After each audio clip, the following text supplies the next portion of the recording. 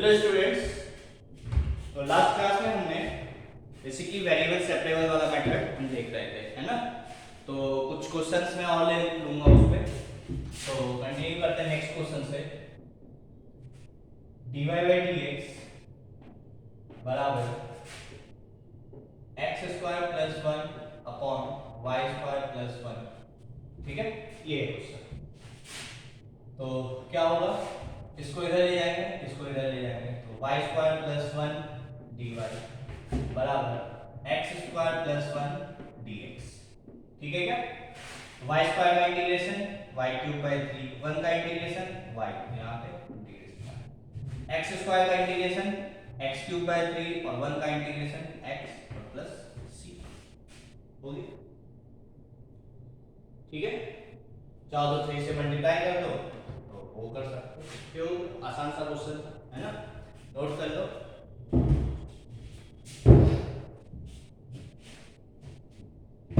ठीक है, next question आसान आसान है, इसलिए जल्दी जल्दी चल रहे हैं। ठीक है, नेक्स्ट क्वेश्चन है x dy बराबर 2x स्क्वायर प्लस 1 dx। ठीक है, तो x वाला टर्म तो एक तरफ है, बट एक x ये भी है, तो इसको भी इधर ले, है ना। तो सॉल्यूशन क्या होगा, dy बराबर 2x square plus 1 upon x dx। ठीक है क्या, इंटीग्रेट कर दो, तो dy का इंटीग्रेशन y बराबर इसका कैसे इंटीग्रेशन होगा, तो क्या करें बताओ, सेपरेट कर दें, तो ये हो जाएगा 2x square by x plus 1 by x dx। तो y बराबर एक x से एक x कैंसिल हो गया, 2x का इंटीग्रेशन 2x स्क्वायर बाय 2, तो 2 कैंसिल हो गया, आ गया x square plus 1 by x का integration ln mod x plus ये हो गया। ठीक है, यहां तक नोट कर लो।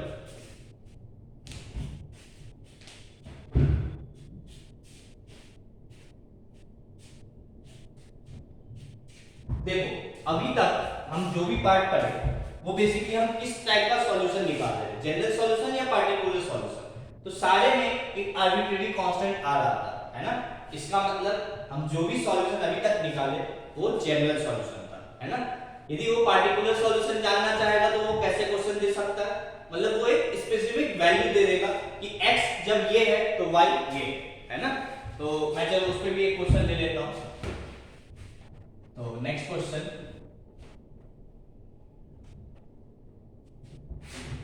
Find the particular solution, find the particular solution of the find the particular solution of the differential equation dy by dx बराबर माइनस 4xy स्क्वायर। ठीक है, find the particular solution of the differential equation it is given when x बराबर 0 then y या given x बराबर given, ऐसे लिख लो, given when x is equals to 0 then y is equals to 1। ठीक है, तुम्हें एक पार्टिकुलर सॉल्यूशन निकालना है इस डिफरेंशियल इक्वेशन का। गिवन क्या है कि जब x 0 है तो y की वैल्यू 1।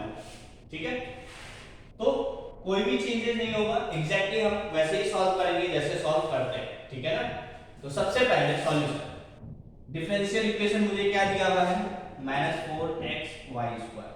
मैं y वाले टर्म को एक तरफ लेके और x वाले टर्म को एक तरफ, तो क्या हो जाएगा dy अपॉन y स्क्वायर बराबर -4x dx। ठीक है क्या, इंटीग्रेट कर दो दोनों तरफ, तो क्या हो जाएगा 1 अपॉन y स्क्वायर का इंटीग्रेशन कैसे करेंगे, y की पावर -2 dy लिख के बराबर इंटीग्रेशन -4x का इंटीग्रेशन, तो 4x स्क्वायर बाई 2 2 कट गया, that is -2x square plus c। ठीक है क्या, और y की पावर -2 का इंटीग्रेशन, तो y की पावर -1 अपॉन -1, तो ये आ जाएगा बेसिकली -1/y, ठीक है क्या,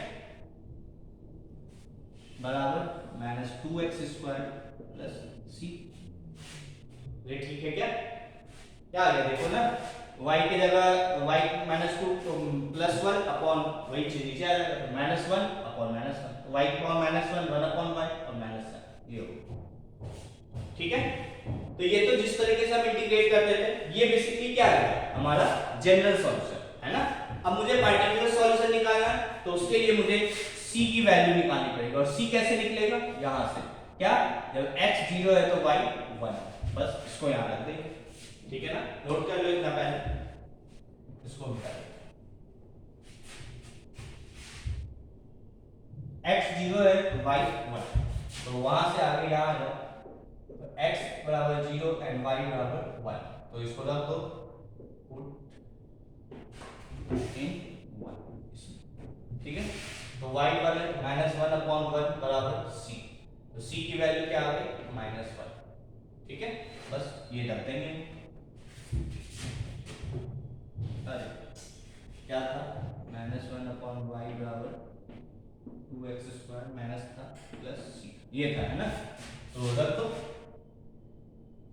तो -1/y बराबर -2x², c की वैल्यू -1 रख दो, ये आ गया, माइनस माइनस कैंसिल हो जाएगा, तो 1/y बराबर 2x² प्लस 1, y को मल्टीप्लाई कर दो, 2x² y प्लस y बराबर 1, ये आ गया तुम्हारा पार्टिकुलर सॉल्यूशन, ठीक है। क्या यहाँ पे कोई आर्बिट्रेरी कांस्टेंट दिख रहा है, नहीं दिख रहा, मतलब ये कैसा सॉल्यूशन है, पार्टिकुलर सॉल्यूशन, ठीक है। आई होप तुम्हें ये भी पार्ट क्लियर होगा, नोट कर लो।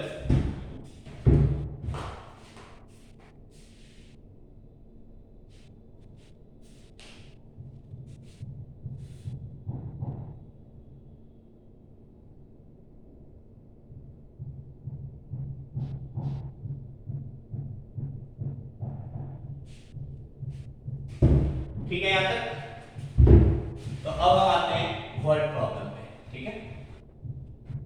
जहां पे वर्ड प्रॉब्लम में क्या होगा कि तुम्हें डिफरेंशियल इक्वेशन भी खुद से लिखना पड़ेगा, तो जैसा वो लैंग्वेज में बोलेगा उसको इक्वेशन में लिखना, ठीक है। तो क्वेश्चन है, find the equation,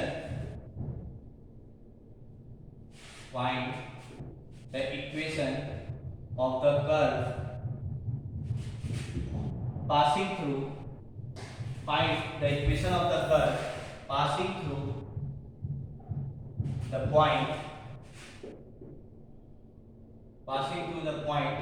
-2, 3. Find the equation of the curve passing through the point -2, 3. Given that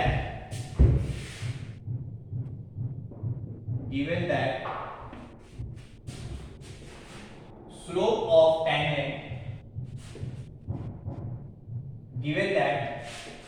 of tangent to the curve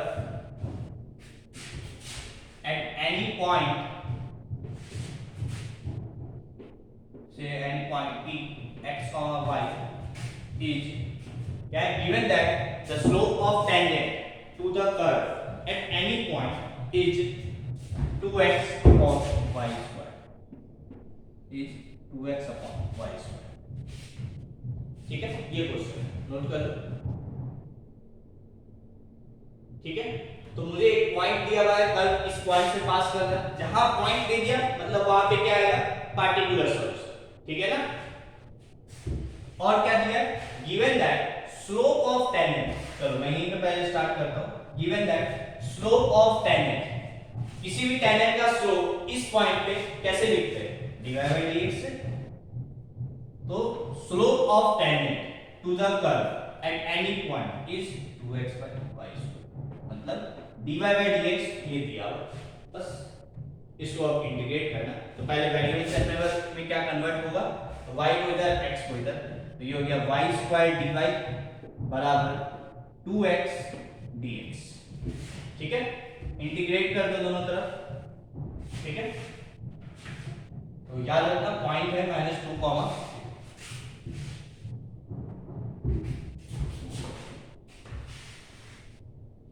ठीक है। इंटीग्रेट कर दो, यहाँ कर रहा वाई स्क्वायर का इंटीग्रेशन वाई क्यूब बाई 3 बराबर 2x का integration 2x square by 2 that is 2 2 cancel हो गया तो x square and plus c, ये हो गया इसका इंटीग्रेशन। ठीक है, मिटा दो। तो अब मुझे क्या दिया है कि जो कर्व है वो इस पॉइंट से पास कर रहा है ना, curve passing through this point है ना, तो रख दो यहाँ पे। तो क्या आ जाएगा y की जगह 3, तो 27/3 बराबर -2 का स्क्वायर 4 प्लस c, तो ये आ गया 9 बराबर 4 प्लस c, तो c की वैल्यू क्या आ गई 9 - 4 5, तो c की वैल्यू 5 आ गई। इसको उठा लिया वापस से इसी इक्वेशन में रखना है ना, मतलब अब इसी इक्वेशन में रखेंगे तो y और x की वैल्यू नहीं रखेंगे, वहां पे सिर्फ c की वैल्यू रखेंगे। तो पार्टिकुलर कर्व क्या आ जाएगा y क्यूब बाई 3 बराबर x स्क्वायर और प्लस c की जगह 5। इसको यदि मैं और सिंपलीफाई करूं तो 3 से मल्टीप्लाई कर दूं, क्या होगा y क्यूब बराबर 3x स्क्वायर है ना प्लस 5 3 जा 15, ये आ गया तुम्हारा आंसर। ठीक है क्या, तो आसान सा क्वेश्चन है ना, कोई टफ पार्ट नहीं है। ठीक है, सिर्फ आना चाहिए। ठीक है, ये इंपॉर्टेंट है। और इंटीग्रेशन तो कुछ भी दिया कर सकता है, तो फिर इंटीग्रेशन वाला पार्ट है। ठीक है, आई होप ये क्वेश्चन तुम्हें क्लियर होगा, नोट कर लो।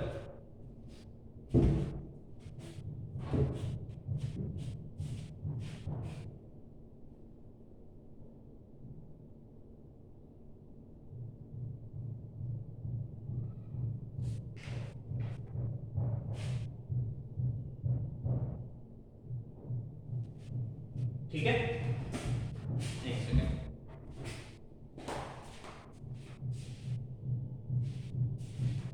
ठीक,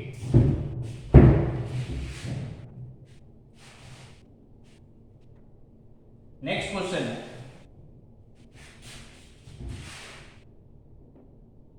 इन a bank principal increases continuously in a bank principal increases continuously at the rate of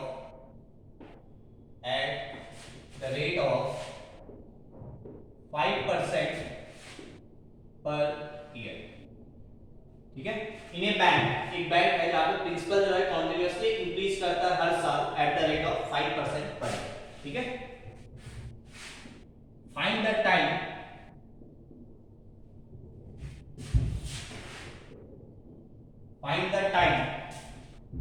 ठीक है,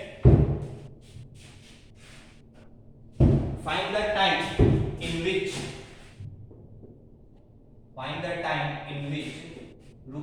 ₹1000 doubles itself।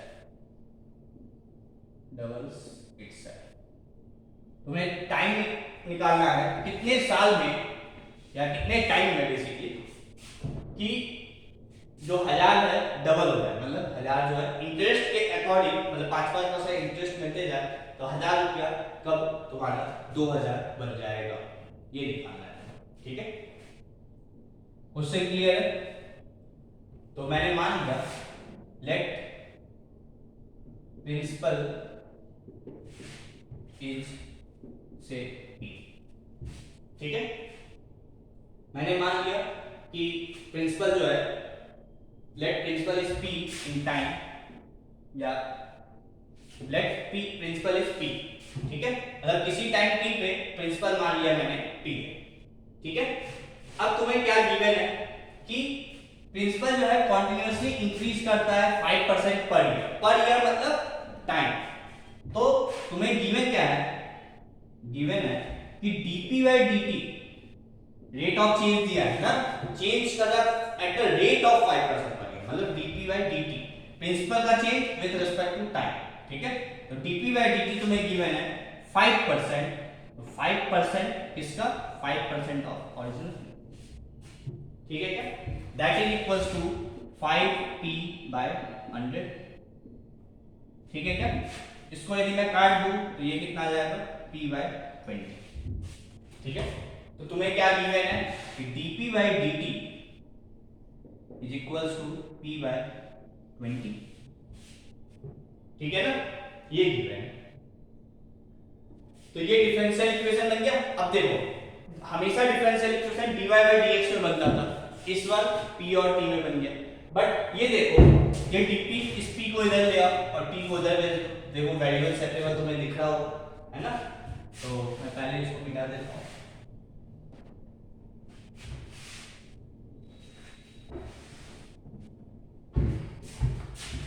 इसको भी मिटा दें, ठीक है। तो क्या आ गया dp by p, इसको मैं इधर ले आ रहा हूं और dt by 20 लिख दे रहा हूं, ठीक है। मिटा दो इसको, इंटीग्रेट कर दो दोनों तरफ, वेरिएबल सेपरेबल दिख रहा है तो 1 by p का इंटीग्रेशन ln p मॉड लगा दो, ठीक है। ऑब्वियस सी बात है p पॉजिटिव ही होगा, मॉड लगाओ या नहीं लगाओ एक ही बात है, ठीक है ना। ln p बराबर 1/20 और dt का इंटीग्रेशन t प्लस c, ठीक है क्या। तो और इसको सॉल्व कर लो, तो ln हटाओगे तो क्या हो जाएगा p बराबर e की पावर t/20 प्लस c हो जाएगा, ये सारा e के पावर में चल जाएगा तो वही है। तो ये क्या हो जाएगा e की पावर t/20 इंटू e की पावर c, और e की पावर c को एक नया कांस्टेंट बोल दो, से कैपिटल c, तो e की पावर स्मॉल c को मैं कैपिटल c बोल दूं, तो e की पावर c तो ये हो गया इंटू e की पावर t/20, ये आ गया prince p as a function of t, ठीक है। कि प्रिंसिपल किस रेट से चेंज हो रहा है 5% से, तो कितने टाइम में प्रिंसिपल क्या हो जाएगा वो डिपेंड करेगा टाइम पे, और ये कांस्टेंट जो भी होगा वो तो निकालेंगे, ठीक है ना। यहाँ तक नोट कर लो, यहाँ तक पहले,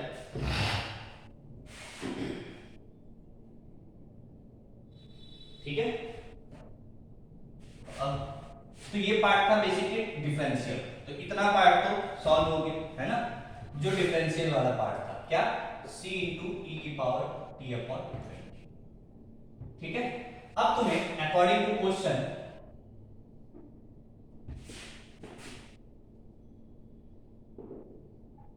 जब t की वैल्यू 0 है, मतलब स्टार्टिंग में जब तुम रखोगे तब तो t बराबर 0 होगा ना उस समय का केस, तो जब t बराबर 0 है तो उस समय तुम्हारा पैसा कितना है 1000 रुपया, है ना। तो रख दो यहाँ पे, तो 1000 बराबर c और e की पावर 0, e की पावर 0 1 तो c बराबर आ गया 1000, तो c की वैल्यू निकल गई, इसको उठा के यहाँ रख दो, तो इक्वेशन आ गया 1000 इंटू e की पावर t/20, ये आ गया तुम्हारा इक्वेशन। टाइम के अकॉर्डिंग प्रिंसिपल किस टाइम पे प्रिंसिपल कितना हो जाएगा यदि स्टार्टिंग में तुम्हारा प्रिंसिपल 1000 है तो, ठीक है। नोट कर लो इसको,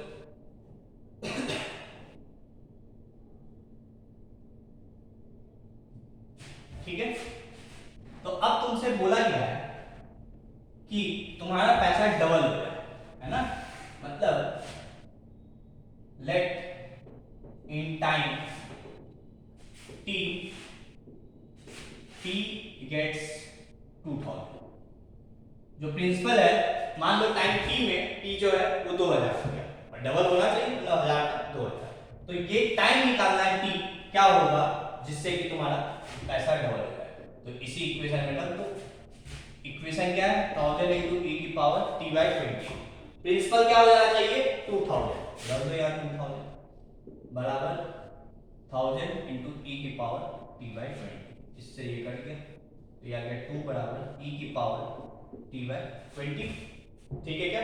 लॉग ले लो दोनों तरफ, तो ln 2 बराबर ln e की पावर t/20, मुझे t निकालना है ना, तो ये क्या हो जाएगा ln 2 बराबर t/20 इधर आ जाएगा, और ये ln e क्या होगा 1, है ना, तो ये 1 हो गया, तो ये 20 इधर चल जाएगा, तो 20 ln 2 बराबर t, 20 ln 2 बराबर t, ये हो गया तुम्हारा आंसर।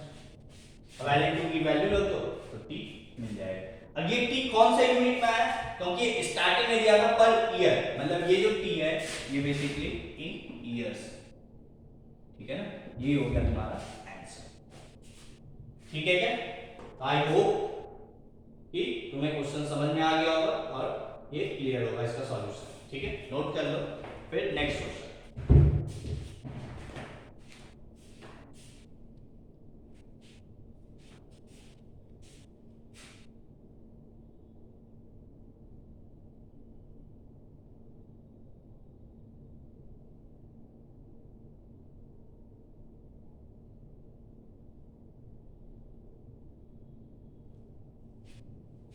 ठीक है,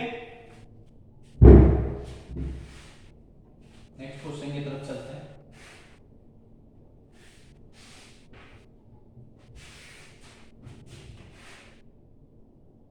find the equation of the curve,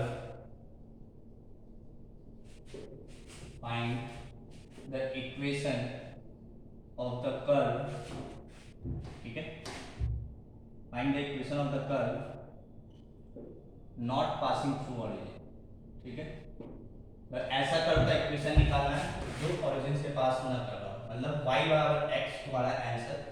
इस टाइप का आंसर नहीं हो सकता है ना। Find the equation of the curve not passing through origin, मतलब वो तुमको बता दिया कि वो जो कर्व होगा फाइनली वो ऑरिजिन से पास नहीं करना चाहिए, वो मेरा आंसर होगा। ठीक है, find the equation of the curve not passing through origin for which find the equation of the curve not which is not passing through origin, for which length of normal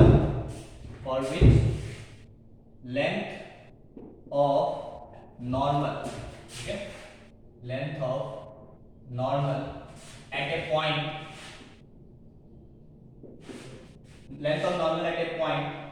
is equal to radius vector of that point,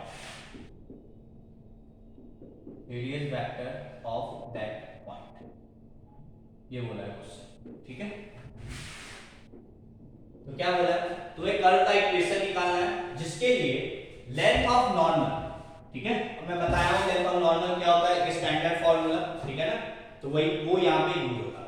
किसी point पे is equal to radius vector of that point, मतलब तुमको क्या given है, length of, अब देखो यहाँ पे इक्वेशन नहीं गिवन है ना, तो लैंग्वेज से तुम्हें इक्वेशन निकालना है। Length of normal is equal to radius vector, है ना। यदि मैं ग्राफ बनाऊं, अब जिसको मान लो लेंथ ऑफ नॉर्मल का फॉर्मूला नहीं पता होगा, है ना, वो क्या करेगा, सबसे पहले कर्व बनाएगा, कर्व पे टेंजेंट बनाएगा, नॉर्मल बनाएगा और ये निकालेगा लेंथ ऑफ नॉर्मल। तो उसके लिए पहले ये पॉइंट निकालेगा और ये पॉइंट मान लिया मैंने x का y है, ये पॉइंट निकालेगा, फिर ये लेंथ निकालेगा, फिर लेंथ ऑफ नॉर्मल रखेगा। बट जिसको पता है वो डायरेक्ट कर सकते हैं, तो ये टाइम तुम्हारा बच जाएगा, है ना। तो लेंथ ऑफ नॉर्मल क्या होता है, तो मुझे जहां तक याद है y × √1 + y डैश का स्क्वायर। ठीक है, ये होता है बेसिकली लेंथ ऑफ नॉर्मल। ठीक है, और रेडियस वेक्टर क्या होता है, तो ये तो आसान है, दैट इज √x² + y²। ठीक है क्या, तो ये होता है लेंथ ऑफ नॉर्मल और ये होता है रेडियस वेक्टर। ठीक है ना, बस अब तुमको इसको सॉल्व करना है। ठीक है, तो कैसे सॉल्व करेंगे, तो सबसे पहले ऑन स्क्वायरिंग बोथ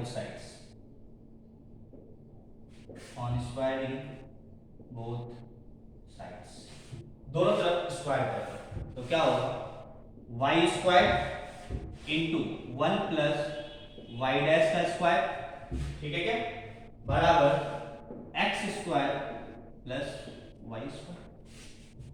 ठीक है, नोट कर लो यहां तक पहले।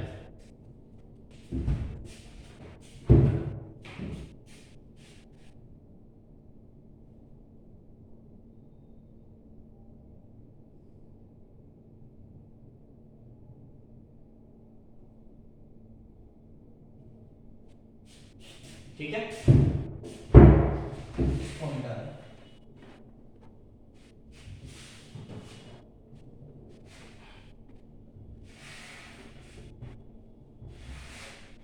तो इसको मल्टीप्लाई कर दो, y² plus y square into y dash का स्क्वायर, है ना, y square plus y square y dash का स्क्वायर बराबर x square plus y square. तो इसको इधर लाओगे तो वाई स्क्वायर बेसिकली 0 हो जाएगा, y square minus y square, है ना, तो ये आ गया। ठीक है, तो क्या आ गया, वाई स्क्वायर वाई डैश का स्क्वायर बराबर एक्स स्क्वायर, है ना। अब देखो ये तो फर्स्ट ऑर्डर का जो डिफरेंशियल इक्वेशन है, लेकिन डिग्री 2 हो गया, है ना, बट हम इसको फर्स्ट ऑर्डर में कन्वर्ट कर सकते हैं। मैं क्या कर रहा हूँ, दोनों तरफ रूट ले रहा हूँ, तो क्या होगा वाई वाई डैश बराबर प्लस माइनस एक्स। ठीक है क्या, बस अब मैं इसको ये तो कर सकते हैं ना, रूट लेंगे, अब मैं इसको एक प्लस वाला अलग सॉल्व कर देना और एक माइनस वाला अलग सॉल्व कर देना। तो वाई वाई डैश बराबर एक्स और एक वाई वाई डैश बराबर माइनस एक्स। ठीक है, तो y डैश क्या होगा बेसिकली dy by dx, है ना, बराबर और यहाँ पे y है बराबर x और ये क्या हो जाएगा। ठीक है, अब यहाँ पे प्लस माइनस आ गया, मैं चाहूँ तो यहाँ पे भी कर सकता हूँ, बट मैं तुम्हारे लिए दोनों को अलग अलग सॉल्व कर रहा हूँ। ठीक है, y डैश को dy by dx, ठीक है, और ये माइनस x। ठीक है क्या, ठीक है, मैं चाहता तो देखो यदि यहीं पे मुझे सॉल्व करना होता तो क्या होगा, y dy by dx बराबर प्लस माइनस x, तो ये क्या हो जाएगा y dy, इस dx को उधर ले जाओ प्लस माइनस x dx, बस दोनों तरफ इंटीग्रेट कर दो, तो y ये तो मैं अलग कर रहा हूँ। ठीक है, y dy का integration y square by 2 plus minus, तो दोनों आ जाएगा, x का integration x square by 2 plus c, तो फिर 2 को मल्टीप्लाई कर दो, तो एक आ गया प्लस वाला भी और एक आ गया माइनस वाला भी, तो दो कर्व्स है ना। अब कोई पार्टिकुलर सॉल्यूशन निकालने को दिया नहीं है तो हम इतने पर ही छोड़ देंगे, तो अब यही देखो यहां से भी आया है ना, तो ये एक अलग तरीका है, ये बेसिकली क्या है मेथड 1, है ना, या दोनों को सेपरेट करके करना है तो दोनों को अलग अलग इंटीग्रेट कर सकते हैं। ठीक है, नोट कर लो इतना पहले, इसको निकाल लेते हैं। ठीक है, तो वो मेथड 1 है और ये क्या है बेसिकली मेथड 2, है ना। तो अब मेथड 2 में इसको अलग में इंटीग्रेट कर दूं तो क्या हो जाएगा y dy, इसको उधर भेज दो तो x dx। ठीक है, y का dy का integration y square by 2, x dx का integration x square by 2 plus c। तो देखो प्लस वाला मिल गया, प्लस वाला, अब माइनस वाला यहां से आ जाएगा। ठीक है, तो इसको आगे तुम यहाँ पे इसके नीचे नोट कर लेना और फिर इसको सॉल्व करेंगे तो उसको इसके नीचे नोट कर लेना। ठीक है, नोट कर लो इतना फटाफट, मेथड 1 मिटा देना।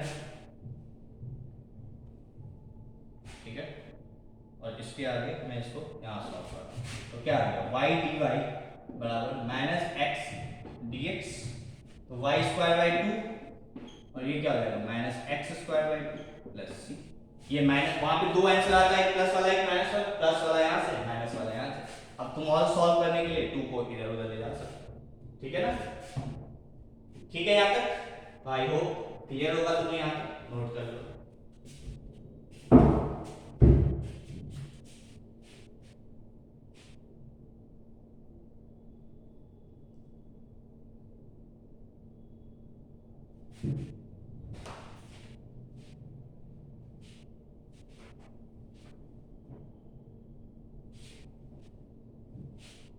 ठीक है, next question,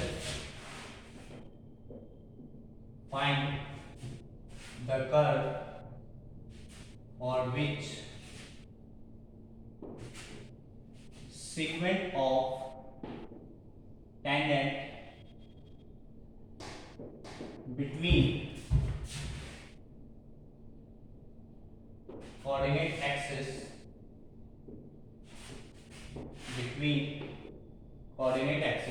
find the curve for which segment of tangent between coordinate axis is bisected by the point, is bisected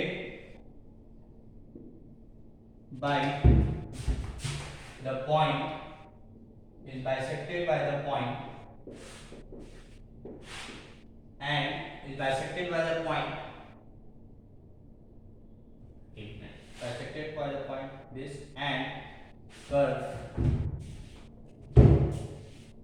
bisected by the point this and the curve passes through and curve passes through and the curve passes through 3, 4. ठीक है, इसको मिटा दें।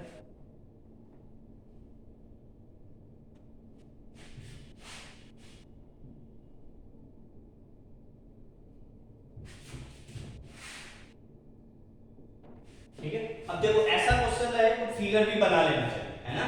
जैसे मैंने last question में figure बनाया था, यहाँ पर भी हम फिगर बनाएंगे। क्या बोला, find the curve for which segment of tangent, ठीक है ना, segment of tangent between coordinate axis. मतलब मान लो ये कर्व है और ये टेंजेंट है, तो ये सेगमेंट यहां से यहां तक बिटवीन कोऑर्डिनेट एक्सिस, है ना, जो सेगमेंट ऑफ टेंजेंट है बिटवीन कोऑर्डिनेट एक्सिस, ठीक है, ये इस पार्ट की बात कर रहा है, ठीक है, लेंथ ऑफ टेंजेंट की बात नहीं कर रहा, वो सेगमेंट ऑफ टेंजेंट बात कर रहा है between coordinate axis, coordinate axis के बीच में। Is bisected by the point, मान लो ये टेंजेंट है किस पॉइंट पे, x, y पे, is bisected by the point this, इस पॉइंट के द्वारा, मतलब ये क्या है बेसिकली, इन दोनों पॉइंट का मिड पॉइंट, ठीक है, इन दोनों पॉइंट का मिड पॉइंट। मान लो ये a है, ये b है, मैंने तुम्हें a का भी कोऑर्डिनेट निकलवाया था और मैंने तुम्हें b का भी कोऑर्डिनेट निकलवाया था, है ना।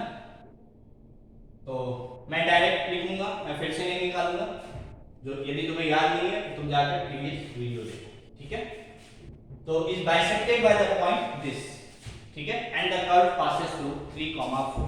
तो सबसे पहले वो पॉइंट लिख लेते हैं, ठीक है, वो पॉइंट है x - y upon y dash, x - y upon y dash, ये वाला पॉइंट, ठीक है, और दूसरा पॉइंट है y - xy dash, y - xy dash, ठीक है, ये पॉइंट है।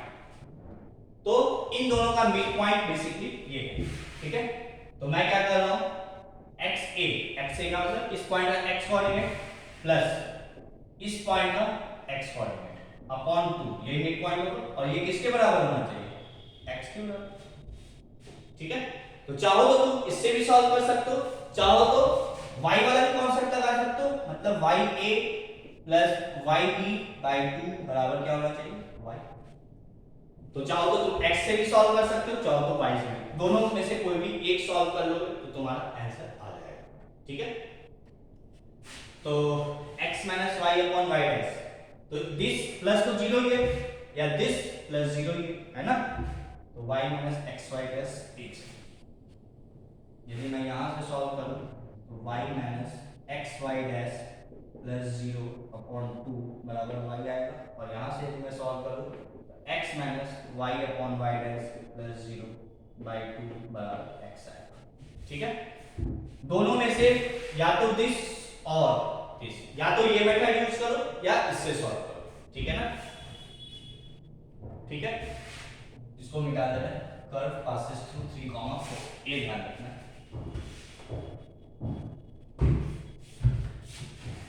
ठीक है। तो यदि मैं इससे सॉल्व करता हूं तो क्या होगा, देखो x - y upon y dash बराबर 2x, ठीक है क्या, इस x को उधर ले जाओ तो -y अपॉन y डैश, ये 2x में से x गया तो x बचा, है ना। इसको ऊपर सॉल्व करते हैं तो क्या होगा, माइनस y बराबर x, y डैश को उधर लिख दो तो dy बाय dx, ठीक है। इसको x वाला टर्म इधर कर लो तो dx बाय x, और y को उधर ले जाओ तो dy बाय y, ठीक है क्या। इसको आगे इंटीग्रेट कर दो तो क्या होगा, इसका इंटीग्रेशन ln x बराबर ln y प्लस c, ठीक है। इसको भी उधर ले जाओ तो क्या हो जाएगा, 0 बराबर ln x plus ln y plus c, तो ये क्या हो जाएगा, ln m plus n that is ln x into y plus c।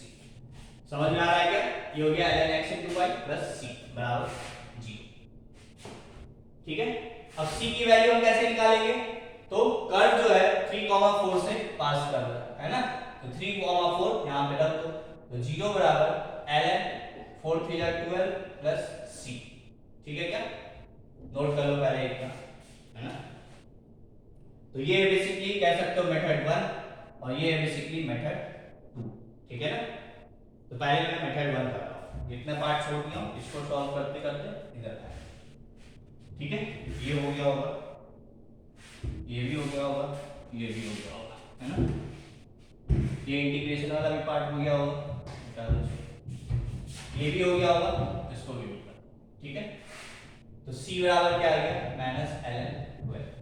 ठीक है, तो कर्व क्या आ गया ln xy बराबर ln 12। ठीक है, c को उधर लेकर ln 12, तो ln दोनों तरफ है, तो बेसिकली क्या हो जाएगा xy बराबर ये हो गया तुम्हारा।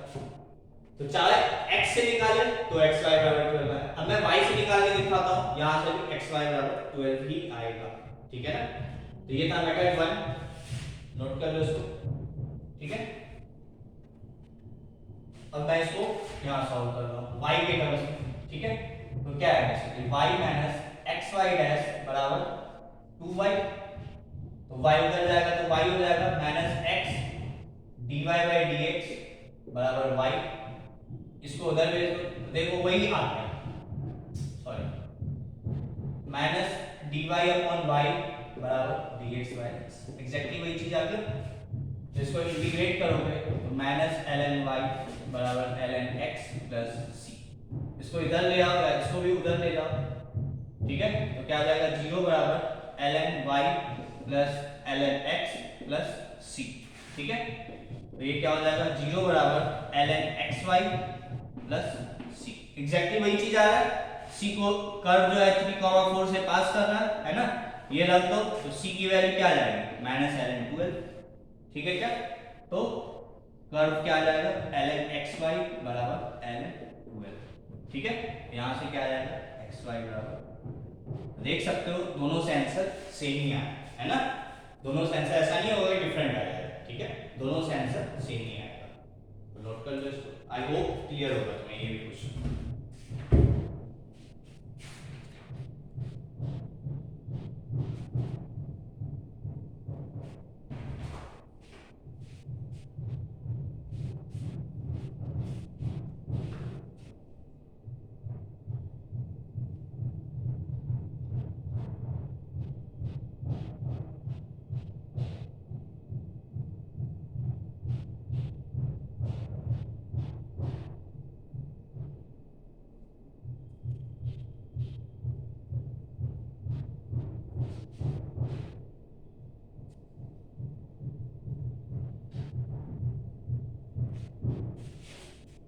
ठीक है, तो एक last question,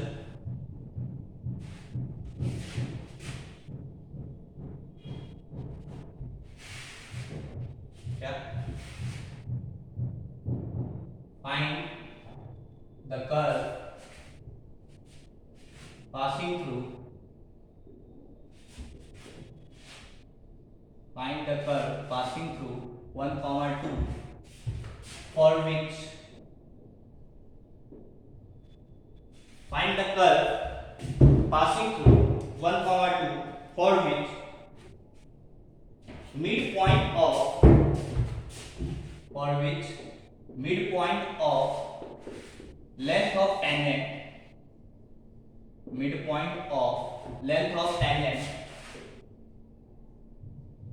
is bisected, for which midpoint of length of tangent is bisected at its point of intersection with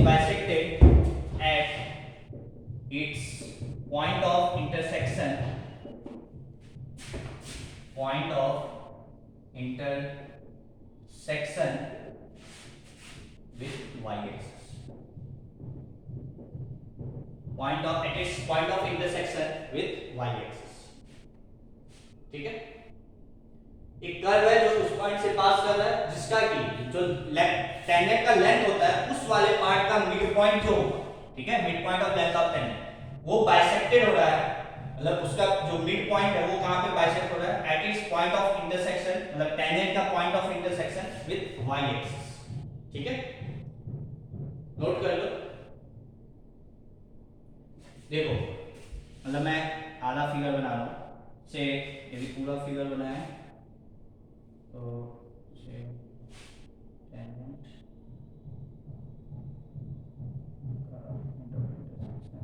Y axis ना, तो हाँ कुछ ऐसा। ठीक है, देखो ये कर्व है, ठीक है, और ये टेंजेंट है। ठीक है, तो ये पॉइंट कितना है, x, y। ठीक है, ये पॉइंट तुम्हें पता होता है ना, x टेंजेंट का x एक्सिस के साथ पॉइंट ऑफ इंटरसेक्शन, तो y तो जीरो ही होगा, और x वाला पॉइंट क्या होता है, x माइनस y, क्या होता है, x minus y upon y dash, है ना। लास्ट क्वेश्चन में भी इसको यूज किए थे, x minus y upon y dash, ये वाला पॉइंट। ठीक है, और टेंजेंट y एक्सिस को कहां पे इंटरसेक्ट करता है, तो वो इंटरसेक्ट करता है y, x कोऑर्डिनेट तो जीरो होगा, और y coordinate y minus xy dash, है ना, y minus xy। Tangent x axis को इस पॉइंट पे और y एक्सिस को इस पॉइंट पे इंटरसेक्ट करता है। ठीक है, तो ये पहले तो फिगर है। अब वो क्या बोल रहा है कि लेंथ ऑफ टेंजेंट का जो मिड पॉइंट है वो बेसिकली ये, तो कर दो दिस प्लस दिस बाय 2 बराबर 0। वापस से मैं y के रिस्पेक्ट में भी कर सकता हूं, मतलब मैं y वाले पॉइंट से भी कर सकता हूं, x वाले पॉइंट से भी कर सकता हूं, है ना। ठीक है क्या, तो देखो क्या होगा सॉल्यूशन। मेथड 1 क्या करो, तो से this is a, this is b। ठीक है, तो xa प्लस xp, इस पॉइंट का x कोऑर्डिनेट, इस पॉइंट का x कोऑर्डिनेट बाय 2 बराबर क्या आना चाहिए, इस पॉइंट का x कोऑर्डिनेट x। ठीक है क्या, नोट कर लो, मैंने क्वेश्चन को मिटा। ठीक है, और कर्व जो है वो 1,2 से पास कर रहा है। ठीक है, ध्यान रखेंगे इसको। तो क्या होगा, xa क्या है, x minus y upon y dash, plus xp क्या है, कैपिटल X बाई 2 बराबर इस पॉइंट का x कोऑर्डिनेट क्या है, 0। ठीक है क्या, तो क्या हो गया 2x minus y upon y dash, और ये 2 इधर जाएगा तो 0 ही आ जाएगा।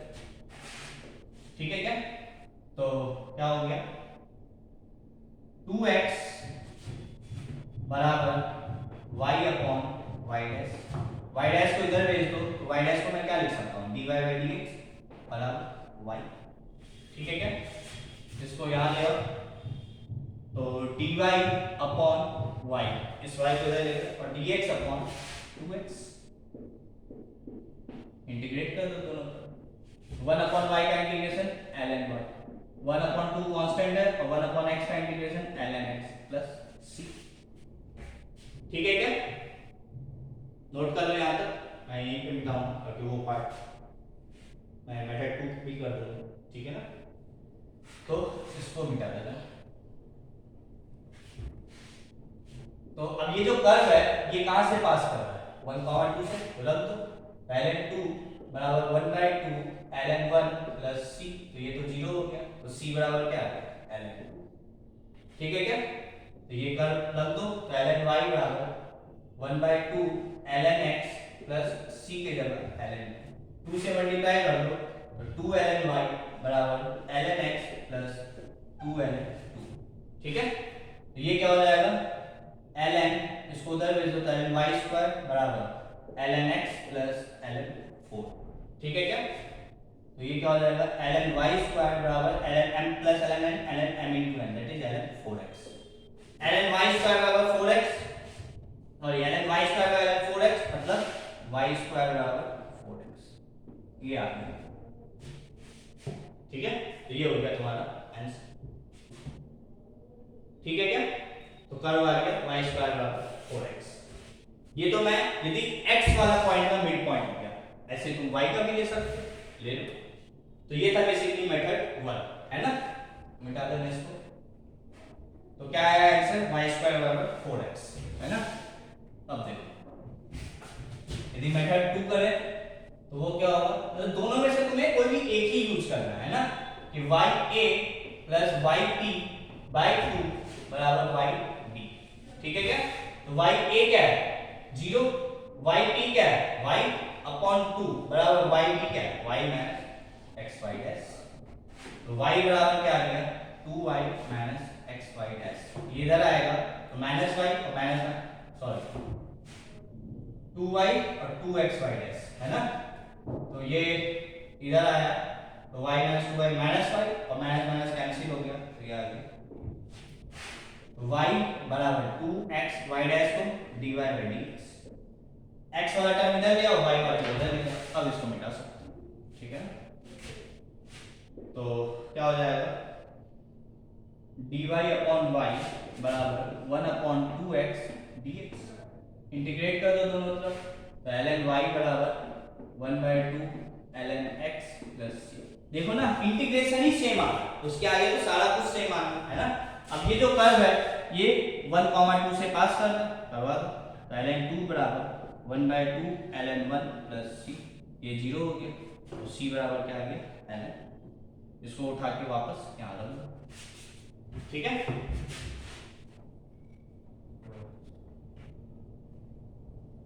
क्या हो जाएगा ln y बराबर 1/2 ln x प्लस c की जगह ln 2 से मल्टीप्लाई कर दो, तो 2 ln y बराबर ln x प्लस 2 ln 2, तो ये क्या हो जाएगा ln y स्क्वायर बराबर ln x plus ln 4 ln m plus ln n ln m n, तो ln 4x आ गया और ये ln y स्क्वायर, तो क्या हो जाएगा y स्क्वायर बराबर 4x,